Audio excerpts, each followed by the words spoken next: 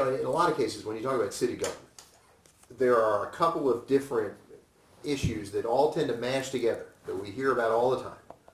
We hear about, what are you doing about the economy and the work life? What are you doing about streets? What are you doing about police protection? And fire protection too. What would you bring to those issues? So to start with, you mentioned the economy. The city of Tucson community faces twofold crises. There's an economic crisis, and as you're well aware and your viewers are aware, there's a climate crisis. And studies have shown that in the economic realm that this community is one of the top 10 most economically distressed cities in the country, in the nation. So my campaign is bringing what's known as the Green New Deal. That's a massive economic revitalization program. We're going to retrofit hundreds of thousands of homes and businesses with three different things: energy conservation, solar, and water harvesting. Now this is going to be a large-scale program. We're not here to make small little incremental changes. We're here for system change to fight climate change. Now, would you make that a requirement, or would you produce incentives to just strongly encourage people? People are going to want to, I've heard it phrased in a question of, is this a mandate or something of that nature? That's not the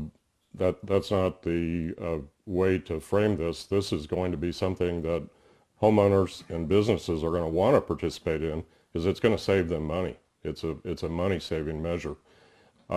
This will be future energy savings, and the program is actually, there's a number of different mechanisms, because people always ask, well, how are you going to pay for this? There's a number of different mechanisms, but one of the most important ones is that it's a revenue neutral program. We're gonna do loans based on future energy savings. So homeowners and businesses are going to want to, they're going to be eager to participate in this program. Let's take a minute. Your wire is showing. If you can Oh, okay. back over your shoulder. Sorry about that. No, that's not. That just happens sometimes. A little techno difficulty, huh? Yeah, that's our world, you know. Yeah. That's better. That'll work, I think. Okay. All right. So when people who are critics of the Green New Deal say, oh, it's going to be expensive, it's going to suppress business, you say quite the opposite. It's exactly the opposite. That's correct. And it's also going to involve, I mentioned there's a number of different mechanisms. It's going to involve a municipal bank, a public bank, and that's been done in other communities around the nation successfully. So that's part of the picture. The other part is there's an often overlooked component of the city budget that there's $86 million that's invested in Wells Fargo, and we're going to divest in that, and that'll be startup funding for the new municipal bank. It's not the only thing. That's just a small piece of it. Now, for this to work, you'd have to get city council on board, and you might run into pushback from the state legislature. How would you deal with this? Well, two things. The state legislature, there's a number of different issues that come under the category of home rule. I believe that most of this massive economic revitalization program will not come under any of the constraints that are imposed by the state legislature.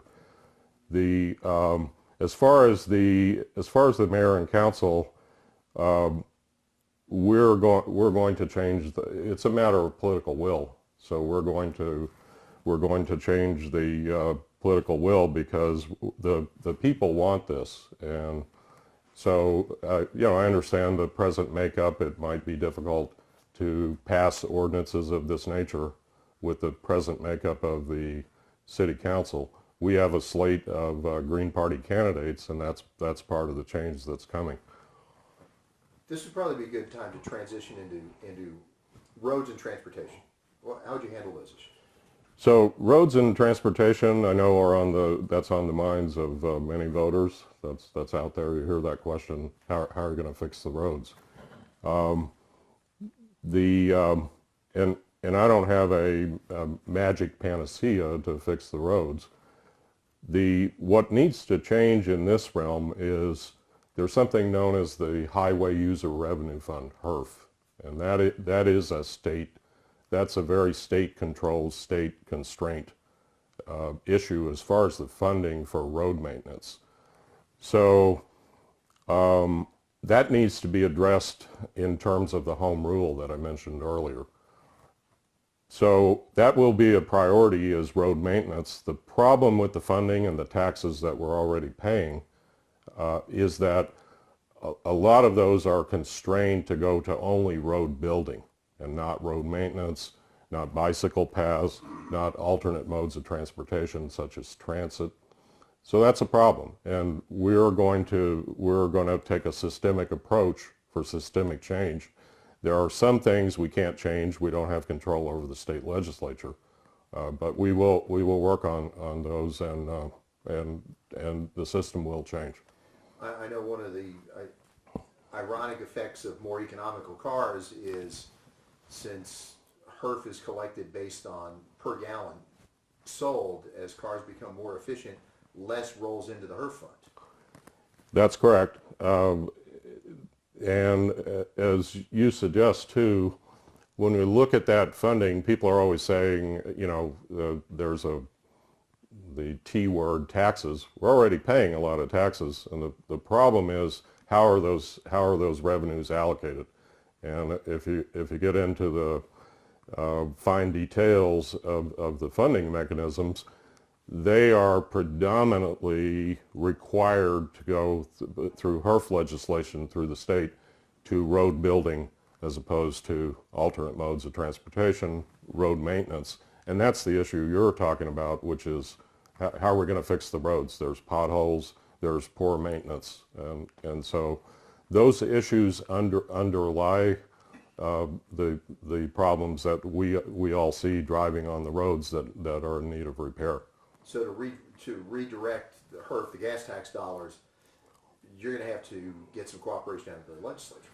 We will challenge the constraints that are there. That's one mechanism. The other thing is we are going to, in a larger context, we are going to convert from a fossil fuel based economy to a green economy. So that's another approach. So it's a multi-pronged approach here.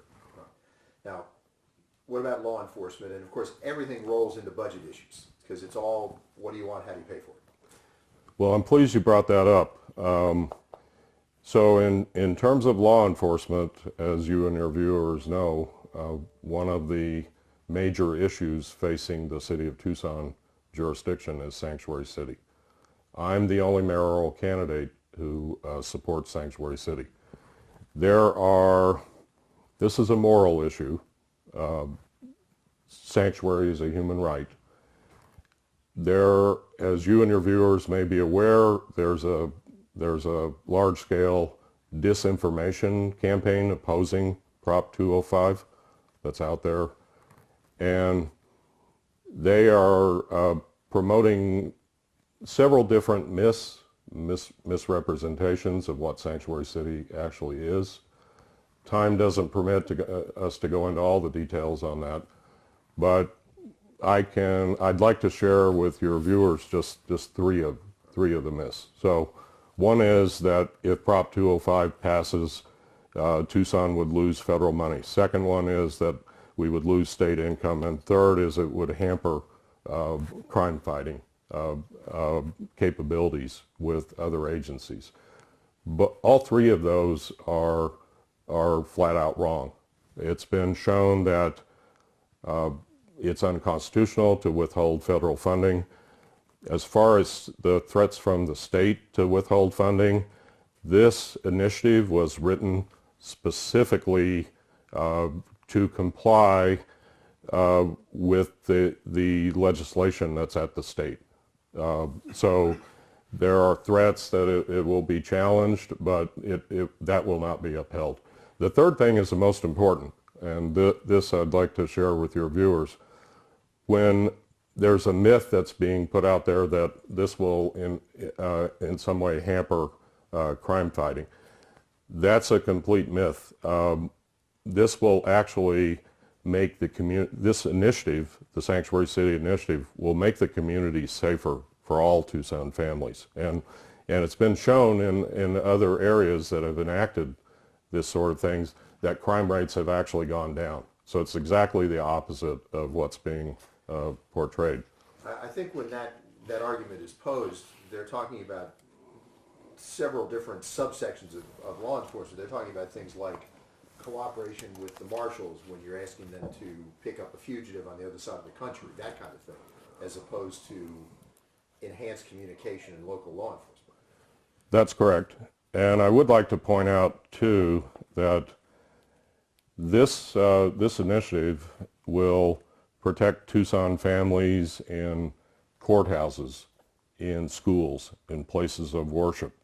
And when the horrendous atrocity occurred, when a white nationalist committed the atrocity in El Paso, many of the victims were afraid to go to the hospital, to talk to the police about the crime. And that the collaboration component that we need to change to make Tucson a safer community for all families is we need to have a community where our families are not afraid to talk to the police, to report crimes. And that's going to change. Now, why do you think the other candidates have said, at least one of them, and we're going to talk to another today, have said that they sort of like the concept and that the city is already doing a lot of what Sanctuary City would call for. Why do you think they're opposing it at this point if you feel like these budget issues and the cooperation issues are false issues?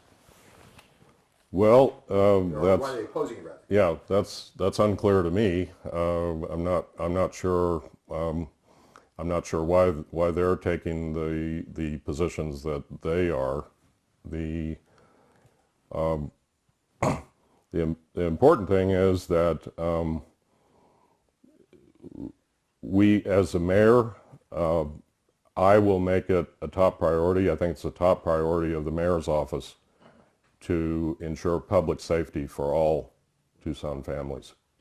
Now, just in addition to the Sanctuary City factor when it goes into law enforcement, what would your suggestion be on just improving law enforcement and fire protection in general? Police say they're badly understaffed, they're having trouble with recruitment, and so on. Well, I'm not an expert on public safety staffing. However, my staff will study that in detail and what the needs are, and it will certainly be a budgetary priority for community safety under my administration. How would you raise that money? Because that's always the sticking point. Well, when you look at the Tucson budget as a whole, there's approximately $1.6 billion, and there are a number of things that I think we can reprioritize. There's a lot of money there, and we'll re-examine our priorities. One example, and it connects with the economic realm that you asked about earlier, is the City of Tucson jurisdiction has historically expended a lot of economic development funds with bringing in outside firms, such as Caterpillar. That's just one example. That's going to change under my administration. We're going to be a local first priority there, and so in the context of reallocating a number of different budgetary priorities, public safety will be included in that as well. So in terms of just the economic, it's, let's bring in a big new company, you'd rather foster the companies already here? Absolutely, that's correct. Yes, and you referred to them as incentives, incentives. the And you asked the question: is it going to be required to participate in this massive revitalization program with hundreds of thousands of homes and businesses? The Green New Deal. The Green New Deal, exactly. Again, that's when we reprioritize the budget items. This is the community is going to want to participate because this will be a money-saving measure. You know, I think that's probably going to do it, but I always just invite people to just anything you want to add, anything we didn't touch upon that you want to amplify on. Sure, thank you. Well, first of all, thank you for the opportunity to talk with you and your viewers.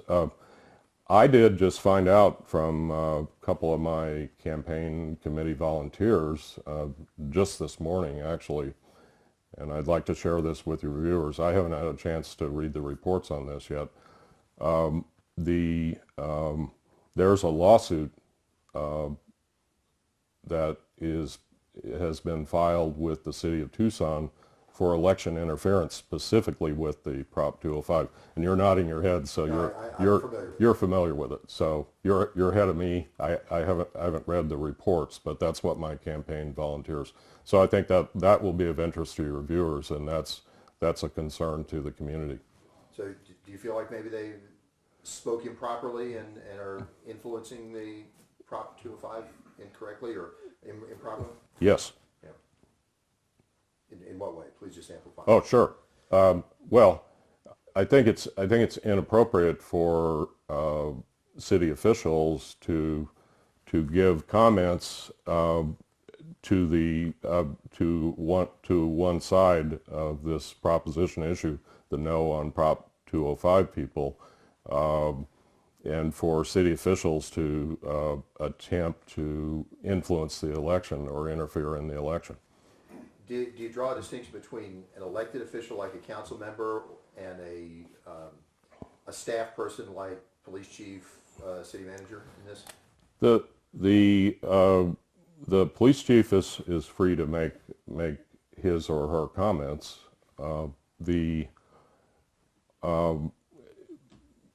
However, I've read some of the statements made, and he's misrepresenting some of the facts pertaining to what Sanctuary City will actually do. Kind of going back to what you were saying earlier. Yes, exactly. All right. I think that's probably going to do it unless there's anything further you want to add. We just need to hold still for a minute. Sam's got to get stuff from